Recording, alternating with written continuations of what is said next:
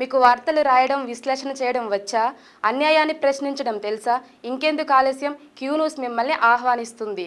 Queue న్యూస్లో పనిచేయటకు అనుభవం గల కంటెంట్ రైటర్స్ కావాలను.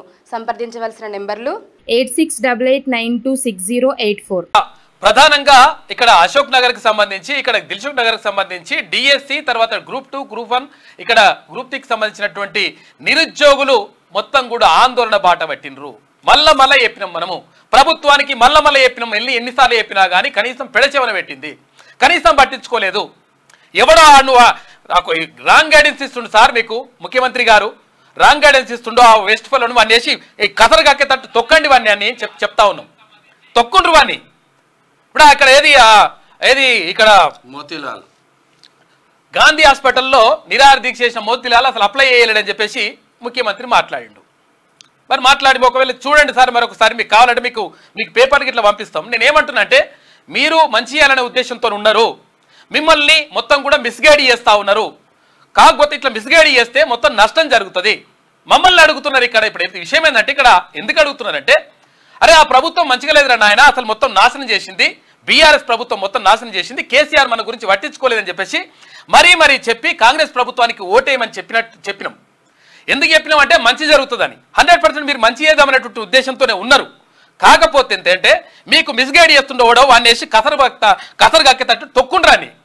ఆ వేస్ట్ ఇంకా వాడిని తిట్టాలంటే అసలు బూతులు వచ్చేస్తా ఉన్నాయి.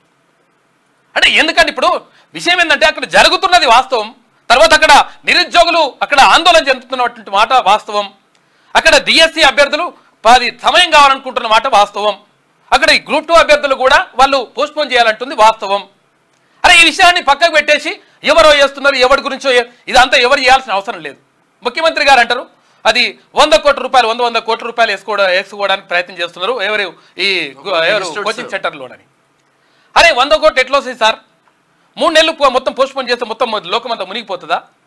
అరే ఇంతవరకు మొత్తం కూడా గోస పడతా ఉన్నారు. మీరు మంచి చేద్దామనేటువంటి ఆలోచనతో ఉన్నారు, మీరు మంచి చేయాలన్నటువంటి ఆలోచన ఉన్నది. ఆ ఆలోచన కూడా కనీసం మరి అది ఇంప్లిమెంట్ కాకపోతే, వాళ్ళకు లబ్ధి జరగకపోతే, నిరుద్యోగికి మీరు ఏం చేయాలనుకుంటారో అది చేరకపోతే మీరు చేసి ఏం లాభమంటున్నారు. కాబట్టి ముఖ్యమంత్రి గారు మీకేమైతే వాడు మిస్గైడ్ చేస్తూ ఉన్నాడో వాడిని వేసి తొక్కుర్రి. అది చాలా ఇంపార్టెంట్. అది ఎందుకనంటే నిరుద్యోగులు గోసపడతారు సార్ అని చెప్పేసి రోజు మేము చెప్తా ఉన్నాం. దయచేసి ఎమ్మెల్యేలారా, తర్వాత ఎవరైతే మంత్రులు ఉన్నారో, ఎమ్మెల్యేలు ఉన్నారో, మంత్రులు ఉన్నారో, ఎంపీలు ఉన్నారో, మీరందరూ కూడా క్యూ న్యూస్ చూడండి. ఎందుకు చూడరు అంటే, నేను ఏమంటానంటే మంచి చేయాలనే ఉద్దేశంతో మనం ముందుకు వెళ్తా ఉన్నాం. ప్రభుత్వం కూడా మంచి చేయాలనేటువంటి సదుద్దేశంతో ముందుకు వెళ్తా ఉంది. జాబ్ క్యాలెండర్ ప్రకటిస్తాం తర్వాత ఈ అసెంబ్లీ సమావేశాల తర్వాత అని చెప్పేసి ముఖ్యమంత్రి గారు చెప్పిండ్రు. చాలా సంతోషం. మరి ఆ విషయాలు మరి మీరు ఇస్తున్నటువంటి ఫలాలు ఎవరైతే నిరుద్యోగి ఉంటాడో వాళ్ళకి చేరాలనా వద్దా? చేరకపోతే మీరు ఇచ్చే లాభం? తర్వాత ఇంకొకటి నిన్న మంచి గొప్ప నిర్ణయం తీసుకున్నారు. గతంలో కేసీఆర్ ప్రభుత్వం మొత్తం కూడా నిరుద్యోగులని తర్వాత విద్యార్థులను మొత్తం ముంచింది. అక్కడ ఫీజు రియంబర్స్మెంట్ ఇవ్వకుండా సర్టిఫికెట్లు అన్నీ ఆల్రెడీ ఉండి పాడైనాయి. ఎక్కడ ఆడు కాలేజ్ వాడు ఈరా అంటే ప్రైవేట్ కాలేజ్ వాడు వాడు ఫీజు కడితేనే ఇస్తాను వాడు ఎందుకు ఇవ్వమంటే అక్కడ అది ఫీజు రియంబర్స్మెంట్ రాలేదు, నేను ఎట్లా ఇస్తా అని చెప్పేసి వాడు అంటే గోస పడతా ఉన్నారు. దానికి సంబంధించి 1 టైం సెటిల్మెంట్ చేస్తాం, మంచిగా వాళ్ళకు ఎవరైతే విద్యార్థులు ఉంటారో వాళ్ళకు ఫీజు రియంబర్స్మెంట్ అనేటువంటిది ఇస్తాం, తర్వాత స్కాలర్షిప్లు కూడా మంచిగా ఇస్తామని చెప్పిండ్రు. సంతోషం. మీరు చేస్తున్నటువంటి కార్యక్రమాలు అద్భుతంగా ఉన్నాయి. మేము ఎందుకంటే మంచి చెప్తా ఉంటే కనీసం దీని గురించి పట్టించుకోకపోతే ఎట్లా సార్? ఇప్పుడు గతంలో కూడా గత ప్రభుత్వం ఏం చేసిందంటే అన్న అనేది ఎప్పుడు తెలంగాణ ఉద్యమం వల్ల రామన్న హరీష్ అన్న ఇట్లుంటుండే లెక్క. తర్వాత సార్లై కూర్చుని అహంకారం పెరిగింది. ఎవరిని కలవాలంటే కూడా కలవలేదు. కలవకపోతే ఏమైనా చూసారు కదా, కురుస్తారు అట్లా. కాబట్టి మీరు కూడా ఇక్కడ ఉన్నటువంటి ఎమ్మెల్యేలు కానీ మంత్రులు కానీ దయచేసి ఆలోచించండి. అన్న అంటుంది సార్ అంటే సార్ కూడా అనిపాడవుతారు. కానీ కాకపోతే ఏంటంటే అహంకారం పెరగొద్దు. ఎందుకంటే ఇక్కడ ఉన్నటువంటి ఎవరైతే నిరుద్యోగులు ఉన్నారో, నిరుద్యోగులు లేకపోతే ఈ ప్రభుత్వం లేదు. క్లియర్ గా చెప్తా ఉన్నాం. నిరుద్యోగులు లేకపోతే, నిరుద్యోగులు తలుచుకోకపోతే, నిరుద్యోగులు కనీసం ఇక్కడ ఊర్లలోకి వెళ్ళి ఇక్కడ పుస్తకాలు వదిలేసి ఊర్లలోకి వెళ్ళకపోతే ఇప్పుడు కాంగ్రెస్ ప్రభుత్వం అధికారంలోకి రాదు. 1000% చెప్తా ఉన్నాం. మరి ఆ నిరుద్యోగులు మీరు విశ్వసిస్తాం, మేము పట్టించుకోము, తర్వాత ఎవడో రాంగ్ గైడెన్స్ ఇస్తే దాన్నే అసలు అనుకొని చెప్పేసి ముఖ్యమంత్రి గారు కూడా మాట్లాడడం దురదృష్టకరం. ఇది చాలా బాధాకరం. ఇప్పుడు ఆ మోతీలాల్ అంటే ఎవరైతే విద్యార్థి నాయకుడు ఉన్నాడో అతను అది నిరాహార దీక్ష చేస్తే అతను అప్లై చేయలేదంటే నేను కావాలంటే చూపిస్తాం మీకు. అప్లై చేసిండు, తర్వాత రాసిండు, గ్రూప్ 1 ఎగ్జామ్ రాసి ప్రిలిమ్స్ రాసిండు, అన్నీ చేసిండు. అవన్నీ చేసిన తర్వాత మీకు రాంగ్ గైడెన్స్ ఇస్తా ఉన్నారు. అబ్బాస్ పాల్ గారా ఎట్లుంటుంది? అదే ముఖ్యమంత్రి గారికి కనీసం మినిమం అది దాని ఏమంటారు ఇన్ఫర్మేషన్ లేకుండా మాట్లాడుతున్నటువంటి అబ్బాస్ పాల్ అయ్యేటువంటి అవకాశం ఉంటుందా ఉండదా? అక్కడ కోదండరామ్ చెప్తా ఉన్నాడు క్లియర్గా. ఆయన చెప్తా ఉన్నాడు 100% ఇక్కడ నిరుద్యోగుల సమస్య ఉన్నది. ఆ నిరుద్యోగులు ఏమని కోరుకుంటారు? జర్ర టైం ఇయ్యరు నాయన అని కోరుకుంటున్నారు. ఆ టైం ఇస్తే మీకు పోయేదేమున్నది? మేము మంచిగా చేస్తాం తొందరని ఏం చేసుకుంటావు? ఇప్పుడు విషయం ఏంటంటే మీరు అనుకున్నటువంటి మీరు ఇచ్చేటువంటి ఫలాలు ఏవైతే ఉంటాయో అంటే మీరు అంటున్నారు మళ్ళీ ఇది ఇప్పటికే లేట్ అయిపోయింది, 10 ఏళ్ళు అయింది, 20 ఏళ్ళు అయింది, 20 ఏళ్ళు అయితే ఇక మళ్ళీ ఇంకేం రోజులు ఉండాలి, ఇంకేం రోజులు ఉంటే మళ్ళీ ఇట్లా చదువుకుంటా కూర్చోవాలన్నా అంటే 3 నెలలు చదివితే ఏం కాదు సార్. ఒకవేళ చదివిన వాళ్ళు కూడా మళ్ళీ చదువుకుంటారు, రివిజన్ చేసుకుంటారు, పర్ఫెక్ట్ సబ్జెక్ట్ తో వస్తారు. ఏమంటున్నంటే అక్కడ పుస్తకాలు గుట్టలు ఉంటాయి, లెక్క ఉట్టిగా ఏమి ఉండదు. ఎందుకంటే నేను కూడా బీఎడ్ చేసిన, నేను కూడా టీపీటీ చేసిన, తర్వాత నేను కూడా 4 ఎంఏలు కంప్లీట్ చేసిన, పిహెచ్డి చేస్తున్నా. కాబట్టి నాకు అంతా కూడా తెలుసు. ఎందుకంటే ఈ ఏదైతే నిరుద్యోగులు ఉన్నారో నిరుద్యోగులు వాడినటువంటి బాధలన్నీ కూడా అక్కడి నుంచే వచ్చినాం కాబట్టి క్లియర్గా అవన్నీ తెలుసు. దయచేసి మీరు సానుకూల దృక్పథంతో ఆలోచించాలి. మేము మీ మీద వ్యతిరేకతతోనో ఏదో చెప్తలేము. కాకపోతే ఏంటంటే 100% మీరు తీసుకున్నటువంటి నిర్ణయాలు ఏవైతే ఉంటున్నాయో అవి వీటిని రాంగ్ గైడెన్స్ తోటి మీకు తప్పుదో పట్టిస్తా ఉన్నారు. కాబట్టి నిరుద్యోగుల పక్షాన 100% క్యూ న్యూస్ మాట్లాడుతుంది, నిరుద్యోగుల పక్షాన్నే ఉంటుంది, ఇక్కడ విద్యార్థుల పక్షాన మాట్లాడుతుంది, ఎవరైతే బాధితులు ఉంటారో బాధితుల పక్షాన బరాబర్ మాట్లాడుతుంది క్యూ న్యూస్. ఎందుకంటే ఎవరైతే ప్రజలు ఉన్నారో ప్రజల అభిప్రాయాలకు గౌరవం ఇవ్వడం అనేటువంటిది ప్రభుత్వం యొక్క ఉద్దేశంగా ఉండాలి. అది లేకపోతే 100% ప్రభుత్వాలు కూలిపోతాయి. మీరు అనుకుంటుండొచ్చు మేము గెలిచినాం కదా ఇంకా 4.5 సంవత్సరాల దాకా ఎవడేం చేయలేడని చెప్పేసి. ఏముంటుంది అంటే ఇప్పుడు అవాజ్ పాలు అయిపోతుంటారు, రకరకాలుగా ఉంటే ఇప్పుడు ఈ 4.5 సంవత్సరాలు అయిపోయిన తర్వాత ఉంటారా? 100% దీనిపైన ఇక్కడ డిఎస్సికి సంబంధించి కానీ గ్రూప్ 2కి సంబంధించి కానీ తర్వాత గ్రూప్ 1కి సంబంధించి కానీ 100% సానుకూల నిర్ణయం తీసుకోవాలి. ఎవరినో 4 కూర్చోబెట్టుకొని వాళ్ళు ఏదో రాంగ్ గైడెన్స్ ఇచ్చేస్తే వాడు మిస్గైడ్ చేస్తే మీరు మాట్లాడితే ఎంత డేంజర్ ఉంటుంది, ఎంత పరిస్థితి దిగజారుతుంది. కాబట్టి దయచేసి మంత్రులు కూడా దీనిపైన ఆలోచించండి, ఎమ్మెల్యేలందరూ కూడా మీరు క్యూ న్యూస్ చూడండి. నేను ఎందుకని చెప్తా ఉన్నా అంటే ఏదో మా కోసం చూడడం అని కాదు.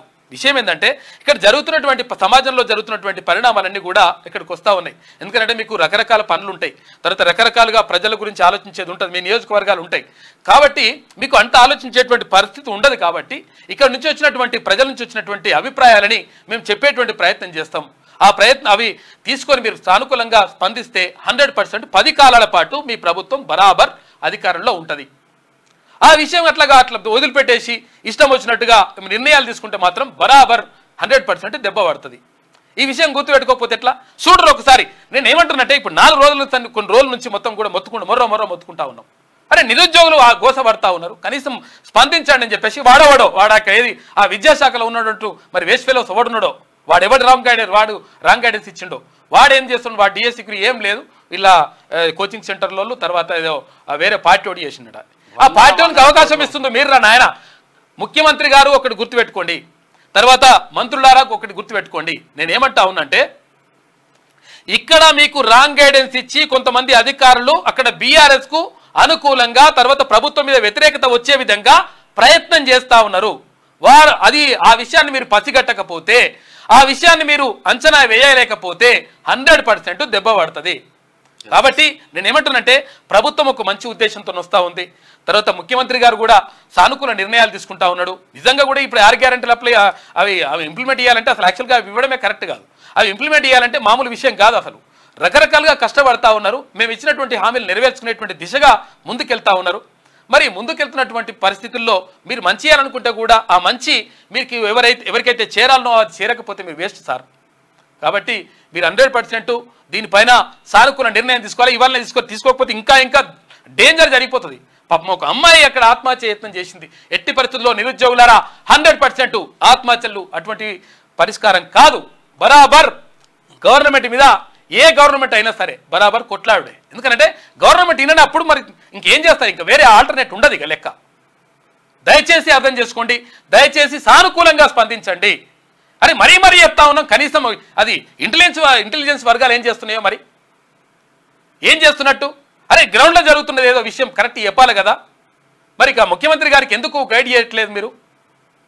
మరి ఏం జరుగుతుందో 100% మీ మీదనే కుట్రలు జరుగుతున్నట్టున్నాయి, ఈ ప్రభుత్వం మీదనే కుట్రలు జరుగుతున్నట్టున్నాయి. మరి ఆలోచించుకొని చూసుకోండి ఒకసారి. ఎందుకంటే అధికారులు బీఆర్ఎస్కి తర్వాత గతంలో ఉన్న వాళ్లకు ఒత్తాసు వలికేటువంటి ప్రయత్నం చేస్తున్నారు. అక్కడ విద్యాశాఖలు కానీ ఇక్కడ టీజీపీఎస్సీ ఆ చైర్మన్ కానీ చైర్మన్ ఏమవుతుందంటే ఈ చైర్మన్ రిటైర్ అవుతుందట. ఏది అది టైం అయిపోతున్నది, ఏది డిసెంబర్లో పట్టించుకునే పరిస్థితి డిసెంబర్లో టైం అయిపోతుంది కాబట్టి ఆ లోపల నోటిఫికేషన్లు ఫిల్ చేద్దామని చూస్తున్నట.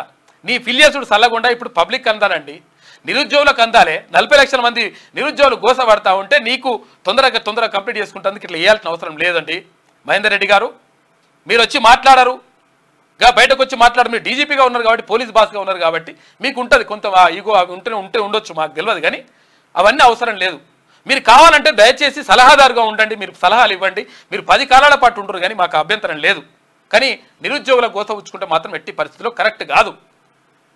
ఇంకా చాలా విషయాలు ఉన్నాయి మాట్లాడుకోవాలి. ఇప్పుడు చూస్తే మొత్తం చూపిస్తావా ఒక నిమిషం ఆగు. అరే ఇప్పుడు వాళ్ళు బాధపడుతున్నారు, తర్వాత గోస పడుతుంటే కనీసం దాని గురించి పట్టించుకోకుండా మొత్తం రణరంగం అయిపోయింది. అడే ఏది అశోక్ నగర్ కానీ లేకపోతే ఇక్కడ దిల్సుఖ్ నగర్ కానీ రాష్ట్ర వ్యాప్తంగా అవి ఆందోళనలు జరుగుతున్నాయి. ఆందోళన జరుగుతుంటే కనీసం పట్టించుకోకుండా వదులుడు ఎట్లుండరు ఈ పబ్లిక్ అంటారా? వీళ్ళని ఏమంటారు? ఇది మొత్తం ఇక దీన్ని ఏమంటారు వీటిని ఏమంటారు చూడరి, అలా బాధ చూడరు ఒకసారి. అర్థమవుతుందా?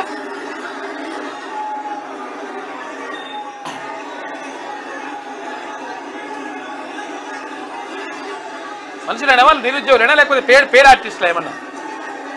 అర్థమవుతుంది ఏమన్నా? పేడ్ ఆర్టిస్టులు అంటారా వీళ్ళు ఏమన్నా? నిరుద్యోగుల పేడ్ ఆర్టిస్టులా వీళ్ళు? రాత్రి 12 గంటలకు జరిగింది ఈ ఇష్యూ అంతా. రాత్రి 12 గంటలకు వాళ్ళు చేస్తున్నారంటే నిద్ర లేకుండా వాళ్ళు పాపం నిరుద్యోగులు గోస పడుతున్నారని మీకు చచ్చిపోవాలనిపిస్తుంది మాకంటే. అరే వద్దురా నాయన అట్లా కాదు, బరాబర్ ప్రభుత్వం మంచిగా ఆలోచిస్తుంది, మీ గురించి మీకు సానుకూలంగా స్పందిస్తుందని చెప్పుకుంటూ వస్తున్నాం.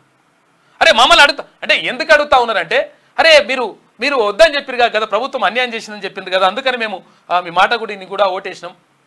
ఓటేస్తే మరి ఇప్పుడు మా పరిస్థితి ఏంటని చెప్పేసి అడుగుతున్నారు. సమాధానం చెప్పలేకపోతున్నాం. మరి మీరేమో గలవరా? మీరు నిజంగా ఏమంటారంటే ఇప్పుడు రైతుల విషయంలో కానీ తర్వాత మంచిగా రైతుల దగ్గరికి వచ్చి చర్చించారు. తర్వాత నిరుద్యోగుల విషయంలో మరి వాళ్ళు ఆ నిరుద్యోగులు ఎవరు కూర్చోబెట్టుకురో మాకు తెలియదు కానీ వాళ్ళు రాంగ్ గైడెన్స్ ఇచ్చిండ్రు మీకు. ఇదంతా కూడా జరిగింది. దయచేసి వీళ్ళపైన సానుకూల దృక్పథంతో ఆలోచించాలి.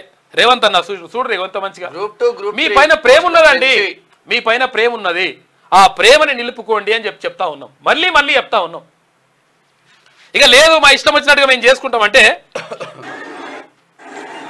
చూడరు. ఇక్కడ చూడు దిల్సుఖ్ నగర్ కానీ అశోక్ నగర్ కానీ మొత్తం రణరంగం అయిపోయింది. రాత్రి పొద్దుగల దాకా వాళ్ళు ఆన్నే వండుకున్నారు, ఆన్నే ఉన్నారు.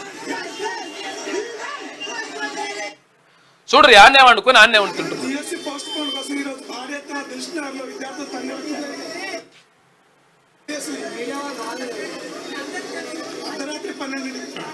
రాత్రి 12 గంటలకి ఇది కథ.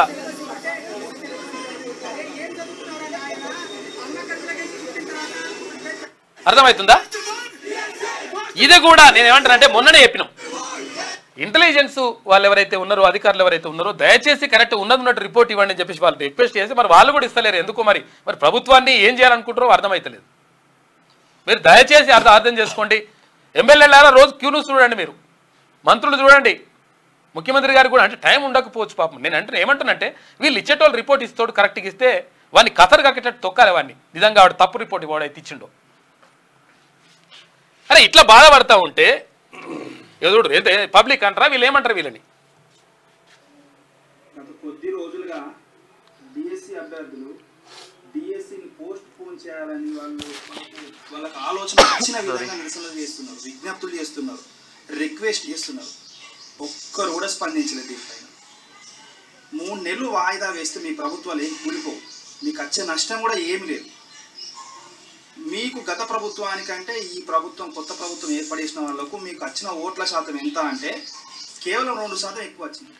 ఎన్ని శాతం అన్న రాని ఏమన్నా కానీ చూడండి పుస్తకాలు పోయి చదవాలి, ఇవి చదవాలి. డిఎస్ వాళ్ళు ఈ పుస్తకాలు చదవాలంటే 25 రోజులు చదువుతావా? రోజుకో పుస్తకం చదువుతావా? కేసీఆర్ లెక్క. కేసీఆర్ కూడా రోజుకో పుస్తకం చదువుతా కూడా 80,000 పుస్తకాలు కావు. రోజుకో పుస్తకం చదవలేరు కదా పాపం. మరి ఎందుకు డిసిషన్ తీసుకోవట్లేదు అర్థం కావట్లేదు. మంత్రులకు తెలుస్తలేదు, కరెంట్ అఫైర్స్ చదవాలి, తర్వాత వాళ్ళు కంటెంట్ చదువుకోవాలి, రకరకాలుగా ఉంటుంది. వాళ్ళు ఎస్జిటి వాళ్ళు అయితే అన్ని సబ్జెక్టు చదివి పాడగావాలి. అవి ఏడికెళ్ళి చదువుతారు, ఎట్లయితుంది? అరే ఇన్ని రోజుల నుంచి చదివిరంటే మరి నోటిఫికేషన్ సీరియస్నెస్ ఎప్పుడు వస్తుంది అంటే నోటిఫికేషన్ దగ్గరకు వచ్చిన తర్వాత సీరియస్నెస్ వస్తుంది. ఇన్ని రోజుల నుంచి చదవచ్చు, దయచేసి టైం ఇవ్వండి అని చెప్పేసి అడుగుతుంటే టైం ఇవ్వకుండా డిమాండ్ అయినటువంటి కనీసం 2 నెలల ప్రిపరేషన్కు సమయం ఇవ్వకుండా ఈ ప్రభుత్వం ఆగమేఘాల మీద ఈ యొక్క డిఎస్సిని నిర్వహించాలంటూ చేస్తున్నటువంటి ప్రయత్నానికి నిరసనగా ఇన్ని రోజులు నేను చదివినటువంటి ఈ బుక్స్ సాక్షిగా నాకు వచ్చిన హాల్ టికెట్ని నేను ఈ బుక్స్ సాక్షిగా చూసినావా ఆ టికెట్ తలగబెడుతున్నారు. మీకు ఏం అర్థమవుతుంది? అర్థమవుతుందా? మరి చెప్పడానికి నిజంగా సిగ్గేస్తుంది నాకు, ఈ తెలంగాణ రాష్ట్రంలో పుట్టినందుకు ఎగ్జామ్ రాస్తున్నందుకు. ఎందుకంటే చూసినావా అమ్మాయి తలగబెడుతుంది. నేను ఏమంటున్నా అంటే మీరు ఇచ్చింది కిషన్ రెడ్డి గారి దగ్గరికి వెళ్ళిండ్రు. చూడరా పుస్తకాలు కుట్టబెట్టి ఎట్లా చదవాలి అంటున్నారు ఇక 25 రోజులలో పుస్తకాలు కుట్టబెట్టిరా. ఇప్పుడు ఈ బుక్స్ అన్నిటిలో మాకు ఇచ్చిన టైం వచ్చేసి 25 డేస్లో పెట్టాలి. మేము రివిజన్ చేయాలి, కంప్లీట్గా వాటిలో టెస్ట్ రాయాలి, దాని తర్వాత మేము ఎగ్జామ్ విత్ ఇన్ 25 డేస్లో ఇవన్నీ కూడా మాకు అసలు నాకు ప్రధానంగా ఉన్నోళ్ళందరూ వచ్చాను. ఆర్సీపీ కూర్చున్నాను, ఎల్సీ కూర్చున్నాను, మరణ కూర్చున్నాను, నేను మాట్లాడుతున్నాను. ఏడుస్తున్నారు ఆడపిల్లలు. అర్థమవుతుందా? ఇది కూడా ఫేకేనా? ఇది కూడా లేకపోతే మన పేరు ఆర్టిస్ట్ ఏమైనా చేసిండ్రా ఏమన్నా? అరే అర్థం చేసుకుంటే కనీసం ఇప్పుడు మొత్తం మొర మొత్తుకున్నా కానీ కనీసం అర్థం చేసుకోరు. మొత్తం పోతుంది. మీకు అర్థమైతలేదు కథ. మొత్తం దీన్ని నాశనం చేయడానికి కూడా కుట్రలు వండుతా ఉన్నారు. ఆ కుట్రను మీరు పసిగట్టకపోతే నష్టం జరుగుతుంది. ఈ ఎఫెక్ట్ మీకు అర్థం కాకపోవచ్చు. ఈ ఎఫెక్ట్ రానున్న స్థానిక సంస్థలలో కూడా పడే అవకాశం ఉంది. అన్నిట్లలో స్థానిక ఇప్పుడు అంటే ఎలక్షన్ లేవు, మమ్మల్ని ఏం చేయలేవు అనుకుంటారేమో. చూడండి